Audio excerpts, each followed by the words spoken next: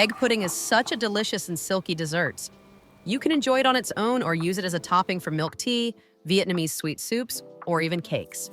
If you're looking for a quick and simple way to make egg pudding that still turns out smooth and creamy, using instant egg pudding powder is a really convenient option.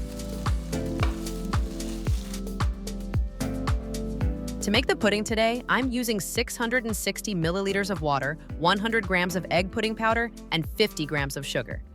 Traditionally, egg pudding is made from fresh eggs, milk, heavy cream, sugar, and sometimes a thickening agent like gelatin, cornstarch, or a specialized pudding mix to help it set while staying soft and silky. But when you're short on time, those pre-packaged pudding powders you can find at baking supply stores really come in handy. I'll start by adding the pudding powder to a mixing bowl. Each packet here is 50 grams, and today I'm using 2 packets, so that's 100 grams in total.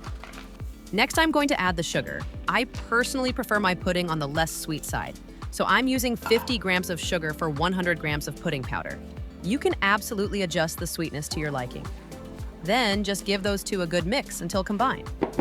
Now it's time to cook. I'll pour 660 milliliters of water into a saucepan and bring it to a boil. Once the water starts boiling, I'll lower the heat to a gentle simmer and slowly pour in the pudding powder mixture while stirring constantly. Keep stirring as you go. This helps everything blend together smoothly and prevents the mixture from sticking to the bottom of the pan. Let it cook on medium-low heat until the mixture starts bubbling again.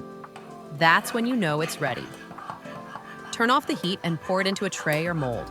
You can strain it through a fine mesh sieve and skim off any bubbles on top to make the pudding even smoother.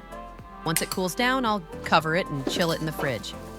After about 3 to 4 hours, it should be set and ready to eat. This is the pudding I made yesterday and kept chilled overnight. It's silky smooth, fragrant, and has that beautiful golden color. You can cut it into small cubes and enjoy it as is, or pair it with sweet soups or milk tea. It's absolutely delicious either way. Each bite is creamy, lightly sweet, and melts in your mouth. You can store this in the fridge for up to 3 days. Thanks for watching. I'll see you again in the next video.